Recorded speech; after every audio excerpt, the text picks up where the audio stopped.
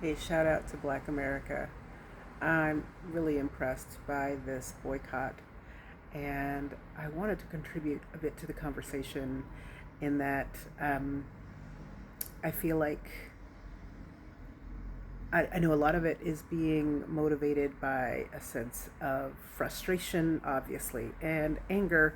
And then on the other side, I think that it sounds like we're really hitting a lot of people in their ego, their pride, and quite honestly, their shame, because to realize at some point that you're so oblivious to your own contradictions and your own hypocrisies, where you're willing to take money from a community that you've planted yourself inside of, in their areas, and then for people to hate the people that actually are providing their wealth. Um, I can't hate uh, Asian people in general for what it is that's going on. I think that what's happening is just part of this ongoing process that America has been in of exposing a lot of these hypocrisies from the top down. And I just am hoping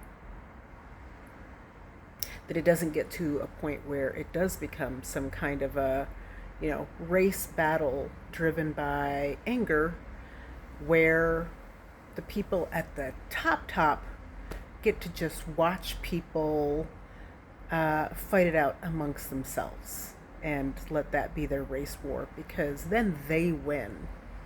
But I do think this is a beautiful opportunity for Black Americans to really tap into our creativity, because that is who we are. The country that is the United States, the things that people culturally appreciate about it were mostly created by Black people. Whether it be the food, the music, the clothing, the dance, the uh, the way in which we speak. Like, all of it gets mimicked, all of it gets copied all over the world, and it's undeniable. And sadly, we are usually the only people that are willing to acknowledge that and say we see it. We see what's happening with K-pop. We see what's happening with how it is that that folks around the world mimic us. And so it's a beautiful opportunity to uh, find creative solutions, right? Um, I'm here in Brazil. It's interesting to see how it is that other people live and the things that make the community tick. Um, and as somebody who has been a business owner in the past in the US, um, I had some thoughts about, you know, by way of my own successes and failures in having tried to run businesses, because it's hard. It's really, really hard, and it really tries you, because there's no constant upside. I think that Asian people have the benefit of, oftentimes they've immigrated to the country together. They bring their families over and they immediately are invested in providing them opportunities, right? So they work together as families. And I'm sure for them it's not easy either. I've seen Asian family businesses that have plenty of infighting. Um, it can be very frustrating, when siblings or cousins or whatever are pitting themselves against one another. So it's happening there as well. And so that's for them to deal with. But I will say, as somebody who has run a business before and will do it again, because it is true, once you've run a business, it does make you much more difficult to hire. Um, that if you can do it with the assistance of other people that have the talents, that can utilize the talents that you don't have, that will benefit you a great deal. If you can do it with people that are equally invested, I think that that would have been really beneficial for me. I did it myself, and it was very hard because there were things. I was good at merchandising. I felt like I was pretty good at, hiring people, to some extent. It's hard because you just can't tell in the beginning. You're not going to win that battle all the time. I feel like I was pretty good at selecting things. In my case, I had a consignment store where I was very driven by the idea of recycling and being able to have a store, a brick and mortar store that had inventory that didn't all have to be brand new, because especially as Americans, we know that there are plenty of things out there that are gently used that can easily be cleaned up and resold. So I focused on that. That was my thing. I had a history of selling like furniture and housewares and lighting, rugs, things like that. And so that was what my particular consignment store was. But as a brick and mortar store, that also means, because I'm just doing things like furniture, it makes it so that that the real estate that takes in terms of a brick and mortar store has to be larger, which was a headache. But I think that, again, our creativity, and if there's a willingness to work together and really see the ultimate motivation to uplift everybody and have all ships rise, could be really incredible here. Our skills, our talents in the country have a tendency to bring people together. I mean, think about it.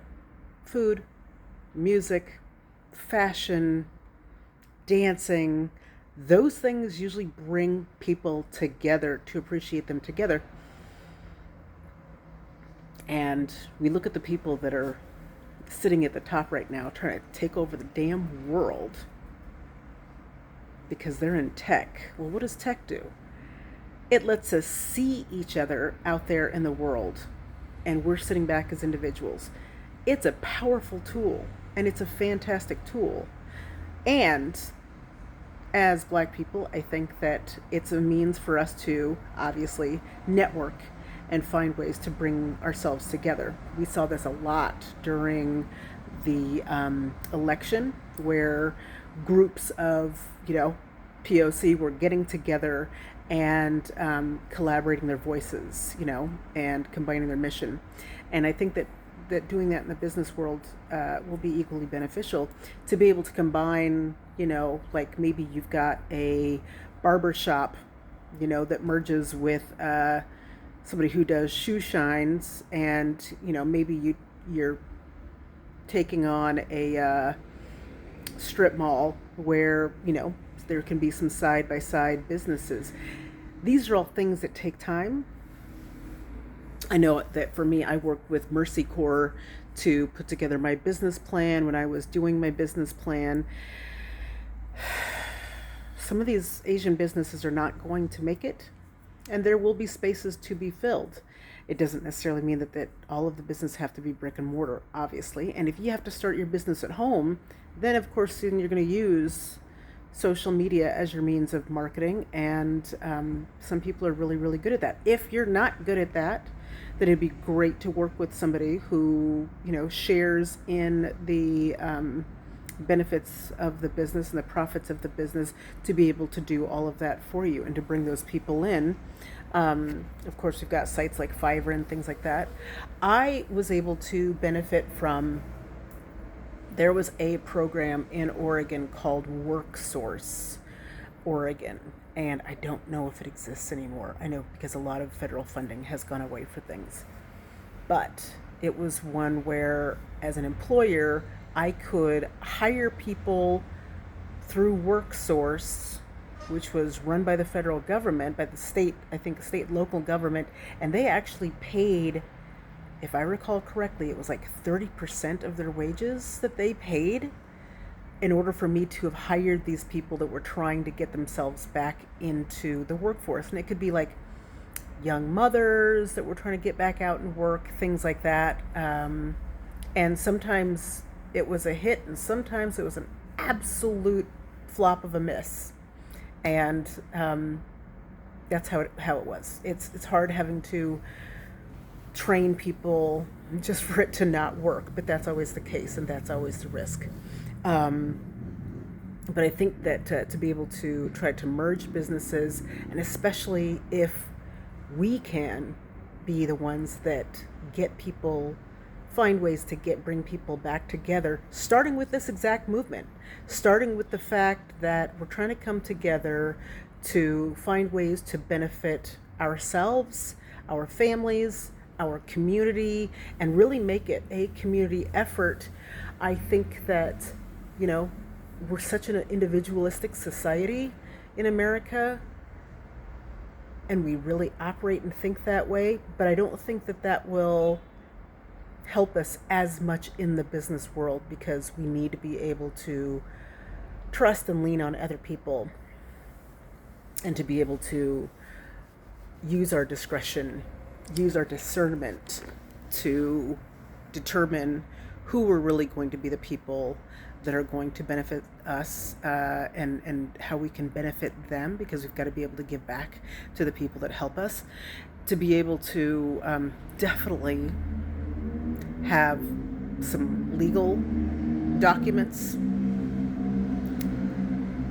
generated to be able to make sure that everybody's going to be taken care of, that you're not going to get robbed, that you're not going to take advantage of them, that it can be mutually beneficial. I think that in the 60s, when people were boycotting buses, they didn't even have the benefit that we have in terms of many of us have vehicles available to us to drive. They didn't have access to the internet to be able to network. They didn't necessarily even have telephones in their homes all of the time. So we have a lot of access to the things that can help us find resources, find business ideas. Who are the Black franchise owners out there? Who is it that can generate franchises that will benefit Black Americans? Where can we find Black hair products being made by Black people that aren't coming out of China? Like, how incredible would that be to have, I'm trying to remember the name of the woman right now, from New Orleans, who was like one of the first Black millionaires, because she was creating Black hair products to benefit Black women, and got out, did the footwork to do her marketing and show how well her natural products did for the Black community. That's not different today, and that can still be done today. So, what if you had a company that did, a Black nail salon that really catered to and,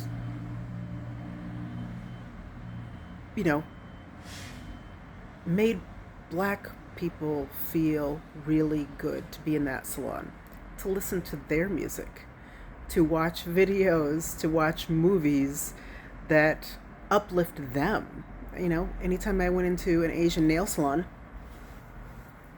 I'm listening to Asian music. I always had to bring my headphones, and I'm watching, whatever weird Asian videos they would have of somebody making a cake, which nothing wrong with that. It's just, it's stuff that was really for them. But to have something that really pampers the Black community and reminds us that we're special, people are going to come back to that over and over and over again.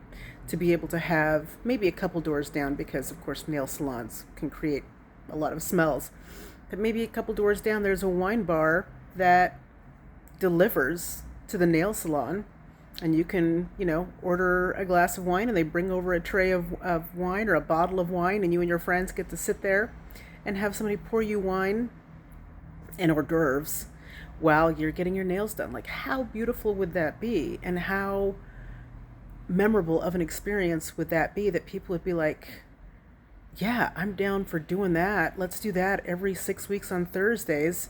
You know, I think that people would really value that. Um, I know that when I was getting into the idea of doing more with real estate, things like that, and I was going to these real estate groups, these meetings that you can find in every city around the country, there were a lot of Asian people there. They're very into real estate, especially commercial real estate. Um, they they take advantage of in their businesses. They take advantage of a lot of federal and state funding. So being able to maybe have somebody in your family who that's how they contribute is they love to be online and they find sort resources for city contracts, state funding, local funding to be able to write um, grants. You're doing a nonprofit and you need, a grant writer, and, maybe you can find a black grant writer. There are just a lot of things that if I think if black people were even doing business groups online, that they could really benefit from the shared ideas, and just to be able to be in those kinds of think tanks where you're focused on thinking about those things creatively. It actually does help to build neural pathways in our brains that keep us focused on those kinds of means of finding creative solutions. um,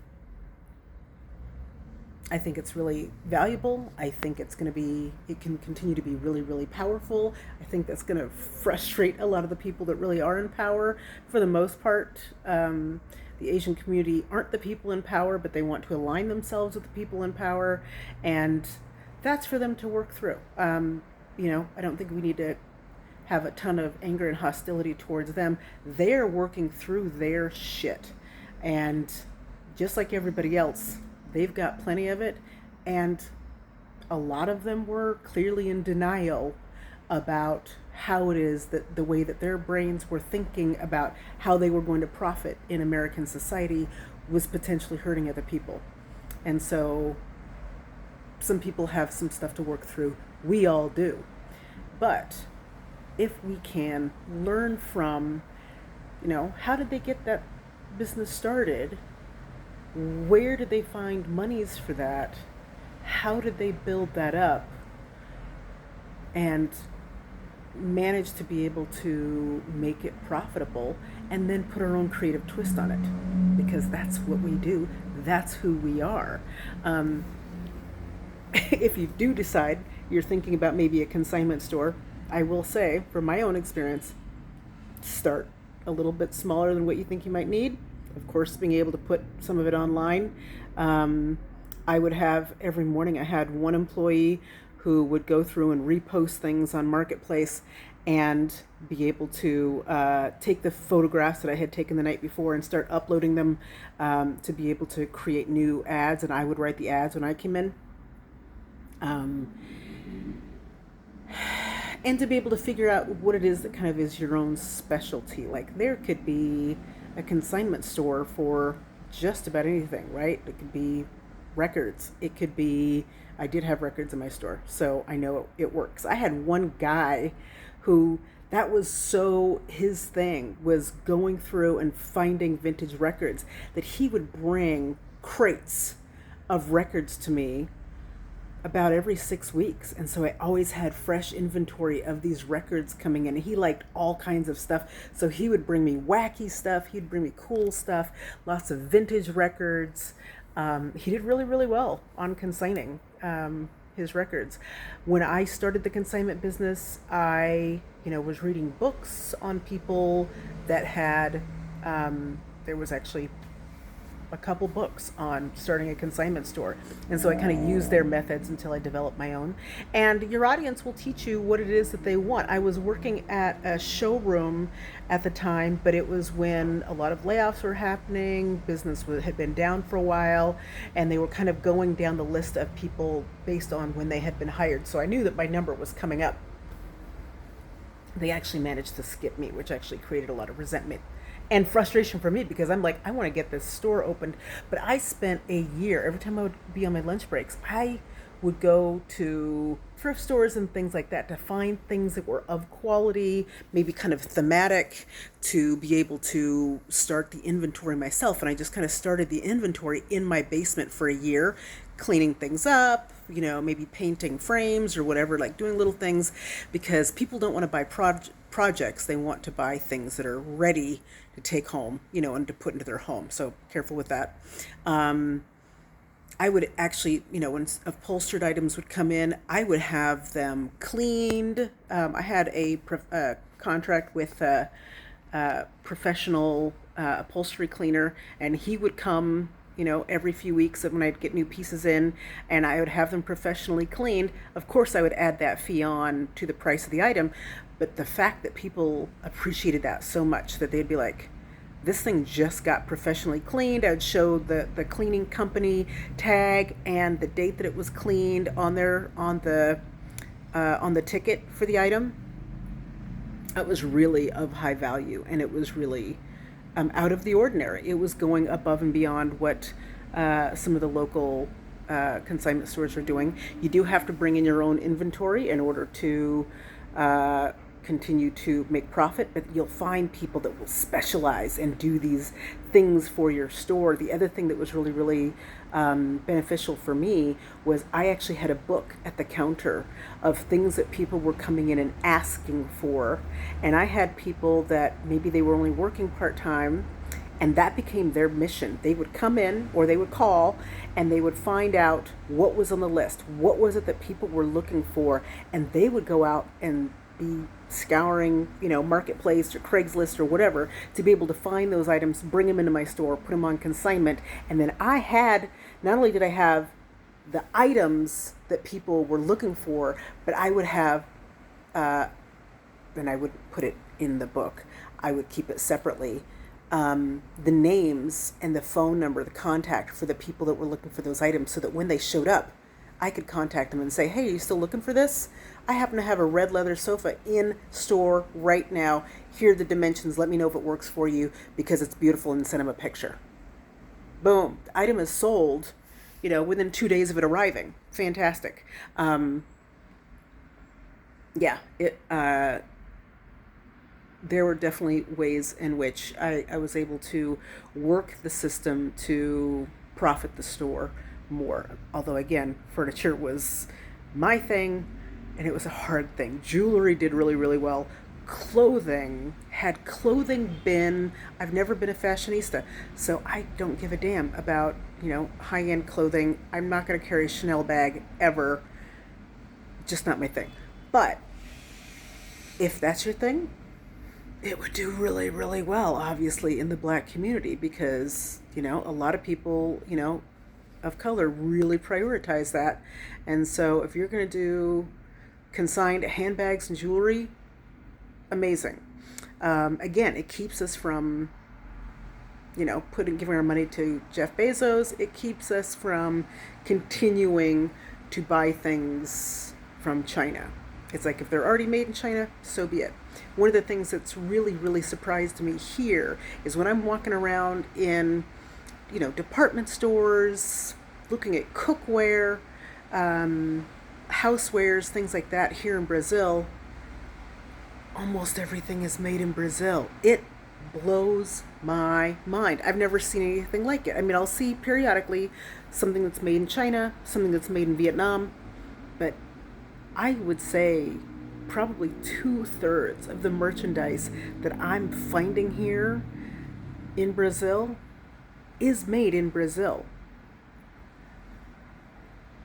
And it would be asking a lot to, there would be opportunities, if you find people online, Black artisans online, to be able to do a shop that is all Black made items. But to be able to start with you don't want to throw too much money at it right away, just because you've got to find out what your audience wants. And to be able to have a really great grand opening, invite in a black restaurant to do the catering, things like that. Um, One of the things here that are big, you've heard of the like fogo de chao kind of buffets where they bring you meats and things like that to your table. But buffets are huge here. One of the big things here is like for lunch or almoso, they have these fixed price buffets, and they're huge. Every afternoon at around 11:30, I can smell feijoada, the beans and rice with the beef and pork in it, and a ton of garlic, and it's just heaven, and it just goes wafting out around the city, and you're just like, oh my god, they're doing it again. But it's really really incredible. But it made me really start thinking about that, like, man, had I been able to have access to a black owned buffet where I could get okra and be able to get sweet potatoes and be able to get, the griddle jacks, the Hop and John like griddle jacks, the chicken. I used to work in a black owned restaurant in Seattle called Kingfish Cafe that was owned by these two twin sisters, and it was so incredibly popular. It was like pretty famous. It attracted a lot of famous people when they came to town. So, including like Shaquille O'Neal and um, yeah, that was an interesting night. But the women in there were usually dressed up, dresses or linen or whatever was going on. And the thing that made people crazy, because we would have lines around the corner and down the street, but the thing that would make people crazy is that before we opened up and they're out there in this line, here comes, I can't remember her name, it was this older woman that would make our cakes. And she'd make these huge like red velvet cakes, the lemon cake, there was a coconut cake. She may have had a couple more. But they would be like triple layer cakes. They were enormous, right? And so she would pull up in her car. She's like, I ain't getting out of the car. She would pop the trunk. The whole line is watching this. They see us. She would call us from her car, and they would send a couple of the servers outside, go to the back of the car. She pops the trunk, and we reach in and just grab these enormous cakes, and they're just wrapped in like saran wrap, right, on a tray or a plate. And the crowd, we like, like it. On one hand, it was just like,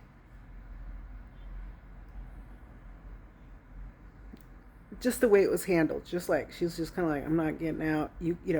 Come around to the window, get the ticket. That's the bill. But for people to see, like, those are fresh homemade cakes coming out that were clearly made by that woman that they are out there retrieving, and we're like carrying them into the restaurant. It was a crowd pleaser. It was a big deal. It's not like they're just in a case somewhere and yeah, you can have a slice, but for them to have to watch this whole thing of like, we are bringing this in fresh for you right now, and you watching it come in here, you can be the first one to have a slice, made it this whole other production.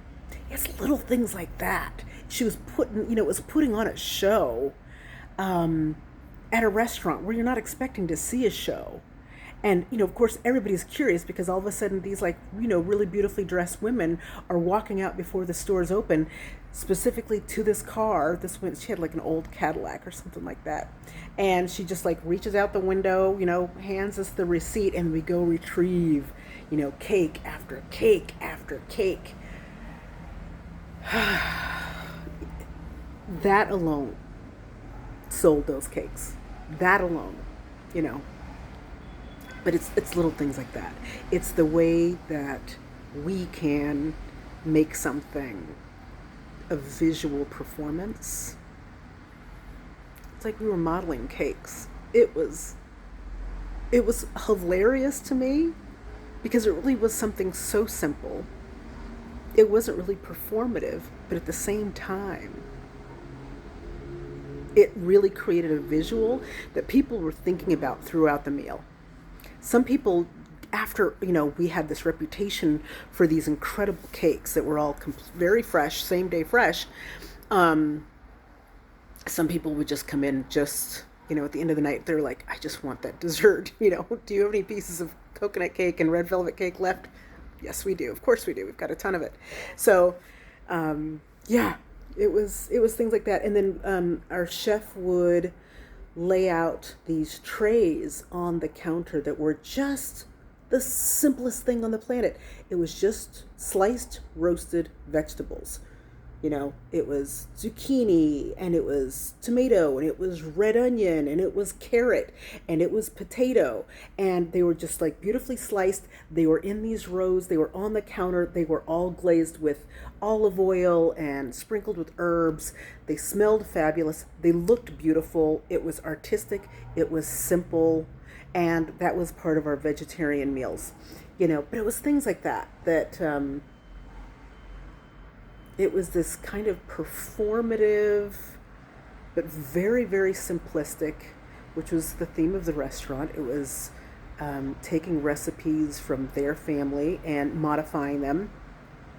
And the menu never changed that much, but it was all, the theme of the restaurant was contemporary versions of traditional soul food dishes.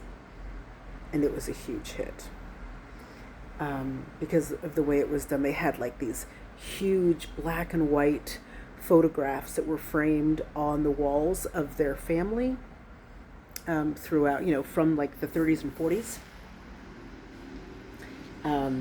A lot of classic music playing, Ella Fitzgerald, and it was just something really, really unique that nobody else was providing. This was in Seattle. And it was a really memorable experience for people. I've never had a work experience like that, because the other thing too about it was that we would all help each other. Like if I couldn't get to table 10 quickly enough, Leslie or Lori, one of the owners, would go and deliver it themselves. Because they weren't going to just tap their toe and be like, hurry up. They saw what needed to be done. They'd look at what table it needed to go to. I had never worked in a restaurant like that where they helped each other the way that we did at the Kingfish Cafe. And the thing that was also unique about them, that got them written up a lot, was the fact that when they sought funding to open that restaurant, they actually got funding that they paid off within the year from a local, I think it was a local ball player that was pretty famous. And they had written letters to a lot of different people, black people in the community that were very well known, to ask for funding. And so the media accidentally, they misinterpreted what had happened there with the funding, and they made him, in the media, they said that he was one of the owners of the restaurant. He was never owner in the restaurant. He was an investor in the restaurant. But it was kind of accidentally really good press that the media had presented it that way, because that made it, again, another interest. Like, oh, are we going to see, this player at the restaurant? It's like, you're not. He just gave them a check at some point. It got paid back to him within a year. But it really helped them get off the ground, because they had, some representation from somebody who had a big name in the area that was willing to and interested in making the investment. So that worked out beautifully.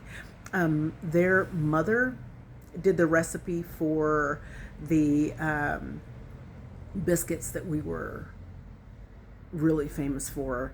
and she actually made them. I think the first, like, oh my God, like the first year and a half or 2 years, she actually would prep them, and then we would bake them in the restaurant. So that was a big deal as well. We had people that would actually fight for the recipe for those that we were not handing out the recipe for. I don't. A lot of people were asking if we would make a cookbook.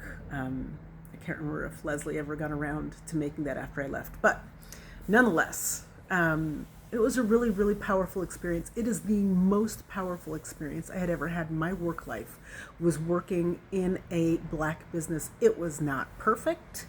It was not always cohesive. You know, there were problems at times, as there are, and I know that it was a big headache for them because restaurants are a lot to manage. I would never put the idea of opening a restaurant on people that have never owned a restaurant before, because it's hard, and they had never owned a restaurant before. So there was over a year of tears before they got that place opened, and it was, thank God, it was a huge hit. But yeah, like to be able to like have a buffet that focused on like Southern style, you know, traditionally Black recipes. Man, who's doing that? I'm sure somebody's doing. I'm sure there are a lot of places probably in the South that are doing that, but we didn't have that in Seattle. Didn't have that in Portland when I was there. So yeah, just some ideas that I wanted to throw out. I think that we're in an empowering time, and there are lessons to be learned by these communities that have been benefiting off of us for a long time. They have their own lessons to learn, and we let them, while we utilize our time to level up. And how do we make this something that's beneficial to our community and part of our cultural contribution to the country and our communities, our families, and to ourselves. I hope that that gave you some ideas. I hope that that got somebody excited about the possibilities. You don't have to do it alone. There are programs that help with business plans where you can work in groups. And yeah, if you like the content, do give it a thumbs up. If you've got questions, let me know. And yeah, I'm excited about where we're going and how it is that we're taking our energy and putting it back on ourselves, as opposed to putting it into some kind of a fight.